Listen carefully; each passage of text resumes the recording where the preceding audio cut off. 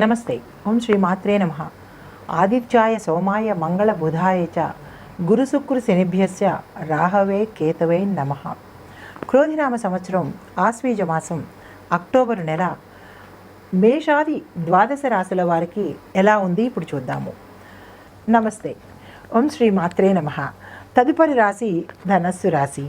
మూలా నక్షత్రం 1, 2, 3, 4 పాదాలు, పూర్వాషాఢ 1, 2, 3, 4 పాదాలు, ఉత్తరాషాఢ 1వ పాదంగా వీరికి ఈ మాసంలో విశేషమైన ఫలితాలు ఉన్నాయండి. అనుకున్న సమయానికి పనులు పూర్తి చేస్తారు. విదేశీ ప్రయాణాలు లాభిస్తాయి. కాబట్టి విదేశం వెళ్ళాలని గట్టిగా కోరుకోండి. మీకు విదేశం వెళ్ళే అవకాశం ఉంది. కోర్టు వ్యవహారాలందు విజయం ఉంటుంది. పిత్రార్జితం ఏదైనా మీకు దాయాదుల దగ్గర నుంచి కానీ పిత్రార్జితం దగ్గర నుంచి కానీ మీకేదైనా లాభాలు కానీ లేదా ధనం కానీ ఏవైనా భూములు కానీ ఆస్తులు కానీ మీకు వచ్చే అవకాశం కనబడుతోంది. శత్రువులు కూడా మీకు సహాయం చేసే అంతటి మంచి స్థితి మీకు కనబడుతోంది. ఆర్థిక విషయాలు మెరుగుపడతాయి. సోదరుల నుండి ఒకంత నిరాశ కనబడుతుంది. మీరెవరైనా సోదరులకి మీ అన్నదమ్ములకి ఎవరికైనా వారి దగ్గర నుంచి మీరు ఏదైనా ఆశించినట్టయితే అది నిరాశగానే కనబడుతుంది. నూతన గృహాన్ని కొనుగోలు చేసే సూచనలు ఉన్నాయి కాబట్టి తప్పనిసరిగా ఆ దిశ వైపు ప్రయాణం చేయండి. సమస్యలు ఉంటాయి కానీ ముందుకు సాగిపోతారు.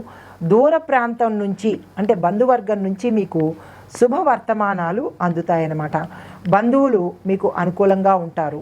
సంతాన వివాహ ప్రయత్నాలు మీకు ఫలిస్తాయన్నమాట. అయితే వ్యవసాయదారులకు ముఖ్యమైన పంటలు చాలా లాభాలను తెచ్చిపెడతాయి కాబట్టి మీరు అనుకున్న దానికన్నా 2 3 మీకు మీ పంటల ద్వారా లాభాలు వస్తాయి. ఇప్పుడు మీరు కొత్త పంటలు వేద్దామని అనుకుంటే కనుక నిరభ్యంతరంగా వేసుకోవచ్చు. ప్రభుత్వం నుంచి సహాయ సహకారాలు మీకు సమయానికి అందుబాటులోకి వస్తాయి. పౌల్ట్రీ రంగం వారికి, నర్సరీ రంగం వారికి, కౌలుదారులకి ఈ మాసం అంతా చాలా చక్కగా ఉంది. మీరు పెట్టుబడులు పెట్టాలని అనుకున్నా నిరభ్యంతరంగా పెట్టుకోవచ్చు. భాగస్వామ్య వ్యాపారం కలిసి వస్తుంది. తర్వాత నూతన వ్యాపారాలు ఏమైనా మొదలు పెట్టాలి అని అనుకున్న వాళ్ళు ఈ మాసంలో తప్పకుండా మొదలు పెట్టండి. మీకు మంచి అనుకూలంగా ఉంటుంది. తర్వాత విద్యార్థులకి ఏదైనా కొత్త కోర్సుల్లో చేరాలన్నా, విదేశం వెళ్ళాలన్నా మీరు ఉన్న ఈ స్థితి నుంచి అంటే ఇప్పుడు చదువులో కొంచెం వెనకబడే స్థితి ఉంది కాబట్టి ఆ ప్రయత్నాలు ఏవి మీకు ఫలించే అవకాశం కనబట్టలేదు. కాబట్టి ఫలితం కనబడాలి అంటే విద్యార్థులు తప్పనిసరిగా గణేష పూజ మాత్రం వదలకుండా చేయవలసిందిగా ప్రత్యేకమైన సూచన. ధనుసు రాశిలో ఉండే విద్యార్థులు ఎవరైతే ఉంటారో వారు తప్పనిసరిగా బుధవారం నాడు గరికమాల సమర్పించి వినాయకుడిని ఆరాధించడం మాత్రం మరిచిపోవద్దు. తదుపరి ఈ రాశిలో ఉండే స్త్రీలకు ఆదాయం మెరుగుపడుతుంది. ఈ రాశిలో ఉన్న స్త్రీలు ఏదైనా వ్యాపారంలో ఉన్నా, ఉద్యోగంలో ఉన్నా, ఏ రంగంలో ఉన్నా సరే మీకు వచ్చే ఆదాయము 1 3 వచ్చే అవకాశంగా కనబడుతోంది. కాబట్టి మీరు నిరభ్యంతరంగా మీ వృత్తుల్లో ఏదైనా పెట్టుబడి పెట్టాలన్నా లేదా మీ వృత్తుల్లో కొనసాగాలన్నా కొనసాగండి. మంచి అనుకూలమైన సమయము. అయితే ఈ రాశి స్త్రీలకు కొంత అనారోగ్య సూచన కనబడుతోంది కాబట్టి ఒకంత జాగ్రత్త పడండి. ఆదాయపరంగా మీకు బ్రహ్మాండంగా ఉంది, కెరియర్ పరంగా బాగుంది, వృత్తిలో బాగుంది, వ్యాపారంలో బాగుంది. కానీ ఆరోగ్యం దగ్గరికి వచ్చేటప్పటికి ఒకంత అనారోగ్యం కనబడుతోంది కాబట్టి దాని మీద శ్రద్ధ వహించండి.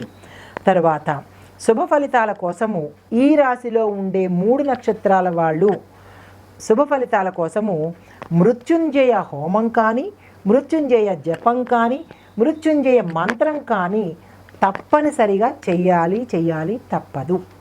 ఇది మాత్రము ప్రత్యేకించిన సూచన. ఇది మాత్రం మీరు మరవద్దు, విడవద్దు. అయితే ఇప్పుడు నక్షత్రాల వారీగా ఎలా ఉంది చూద్దాము. మూలా నక్షత్రం వాళ్ళు ఓం ఐం గం గణపతయే నమః అనే మంత్రాన్ని 108 సార్లు తక్కువ కాకుండా జపించడం ఒకటి. బుధవారం నాడు గణపతి ఆలయాన్ని దర్శించడంతో పాటు 5 ప్రదక్షిణాలు స్వామివారికి చేయడంతో పాటు గరికమాలను సమర్పించి స్వామివారికి ఇష్టమైన బెల్లాన్ని నైవేద్యంగా పెట్టండి. ఇది తప్పనిసరి సూచన విద్యార్థులకు. అయితే మిగతా వారికి కూడా గణపతి హోమం చేయించుకోండి లేదా గణపతి ఆలయాలను దర్శించండి. తరువాత 5 ప్రదక్షిణాలు అందరూ చేయవలసిందే. అందరూ ఈ నక్షత్రంలో ఉన్న వాళ్ళు చేయాలి. తర్వాత పూర్వాషాఢ నక్షత్రం వాళ్ళు లక్ష్మీ స్తోత్ర పారాయణ, అమ్మవారి పూజ, అమ్మవారికి సాయంత్రం టైంలో ప్రదోష సమయంలో దీపం పెడుతూ మీ యొక్క కోరికను ఆ తల్లికి విన్నవించుకోండి. అంటే ధనపరంగా మీకు ఏదైనా ఆటంకాలు ఉంటే ఆ తల్లికి శుక్రవారం నాడు సాయంత్రం పూట తులసి కోటలో కానీ లేదా పూజా మందిరంలో కానీ దీపం వెలిగించుకుని మీ యొక్క కోరికను మీ యొక్క బాధని విన్నవించుకుని ఆ తల్లికి పాలను నైవేద్యంగా పెట్టండి. తర్వాత అమ్మవారి ఆలయం అంటే విష్ణువాలయంలో ఆ తల్లి ఉంటుంది కాబట్టి ఆ ఆలయ దర్శనం చేయడము, ఆ తల్లికి ఇష్టమైన 6 ప్రదక్షిణాలు చేసుకోవాల్సిందిగా ప్రత్యేకమైన సూచన.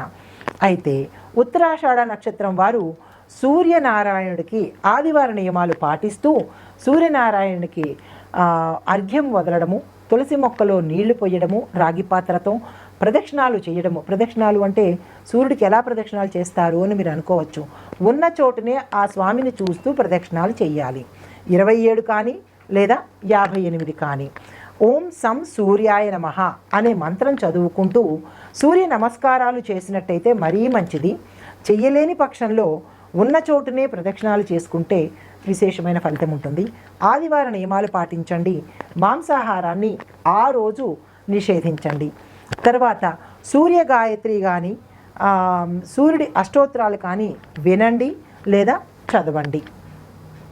ఈ నక్షత్రాల వారీగా ఈ పరిహారాలను పాటిస్తూ ప్రత్యేకించి చెప్పిన గట్టిగా నొక్కి వక్కాణించి చెప్పిన నియమాలను సూచనలను తప్పనిసరిగా పాటించండి.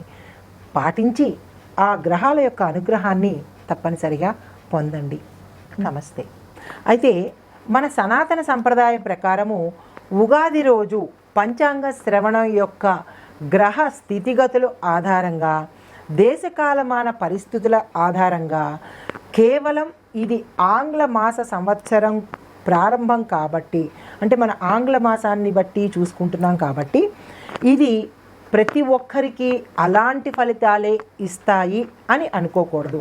ఇవి గోచారానికి సంబంధించింది అంటే అందరికీ కలిపి చెప్పే సూచన కాబట్టి ఇది అందరికీ నాకే వర్తిస్తుంది లేదా నాకు వర్తించలేదు లేదా ఇది అబద్ధము నాకు కాలేదు కాబట్టి ఇది పూర్తిగా అబద్ధము అనే అపోహలకు తావివ్వకుండా మీరు విని లేదు తెలుసుకోవాలి నాకు వ్యక్తిగతంగా తెలుసుకోవాలి అని అనుకున్నట్టయితే కనుక వ్యక్తిగత జాతక పరిశీలన కనుక చేసుకుంటే ఉత్తమమైన పండితులని కలుసుకొని వారిని సంప్రదించి దక్షిణ తాంబూలాలు ఇచ్చుకొని శుభ ఫలితాలను పొందవచ్చు. ఇది ప్రత్యేకంగా ప్రేక్షకులు గమనించవలసిన అత్యంత ముఖ్యమైన సూచన అన్నమాట. నమస్తే. ఓం శ్రీమాత్రే నమః. ఇప్పుడు నక్షత్రాల వారీగా పరిహారాలు సూచనలు చూద్దాం. ఉత్తర నక్షత్రం వారు ప్రతిరోజు సూర్య నమస్కారాలు చేయాలి.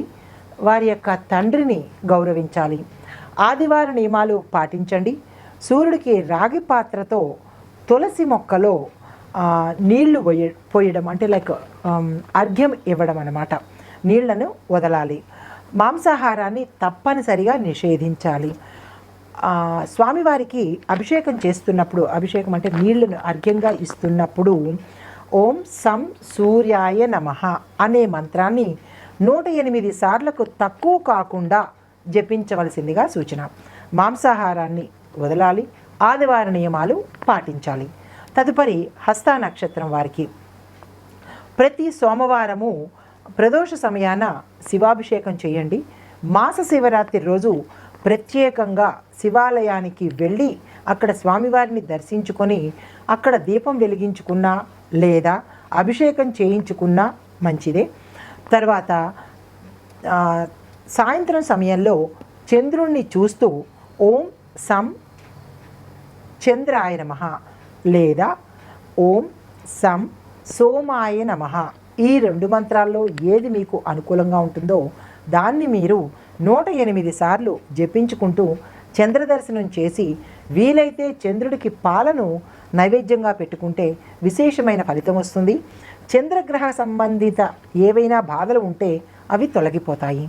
తర్వాత చిత్తా నక్షత్రం వారికి ప్రతి మంగళవారము సుబ్రహ్మణ్యేశ్వర స్వామి ఆరాధన, జపము, ప్రదక్షిణాలు ఇవి సూచనగా చెప్పడం జరిగింది.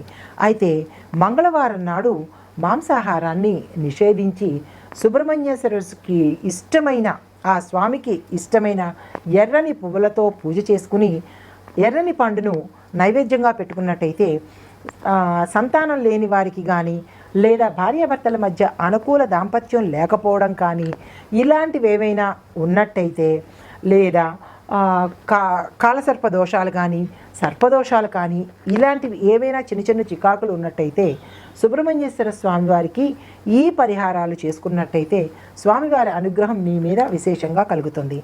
అయితే మరొకటి ఏంటంటే, వీలైతే సుబ్రహ్మణ్యేశ్వర స్వామివారి యొక్క ఆలయాలను సందర్శించడం చాలా విశేషము. కృత్తికా నక్షత్రానికి సంబంధించి మంగళవారం వస్తే మరీ విశేషము. లేదా మంగళవారం కానీ కృత్తికా నక్షత్రం టైం అప్పుడు కానీ మీరు మీ ఇంట్లో సుబ్రహ్మణ్యేశ్వర స్వామికి ప్రతిమకి అభిషేకం చేసుకున్నట్టయితే ఆ స్వామికి సంబంధించిన ఏవైనా దోషాలుంటే తొలగిపోతాయి. సంతానం వారికి సంతానం వస్తుంది, అనుకూలమైన దాంపత్యాన్ని పొందుతారనమాట. ఈ నియమాలు, ఈ సూచనలు తప్పనిసరిగా పాటించండి. పాటించిన తర్వాత వారి యొక్క ఆ గ్రహాల అనుగ్రహాన్ని సంపూర్ణంగా పొందండి. నమస్తే.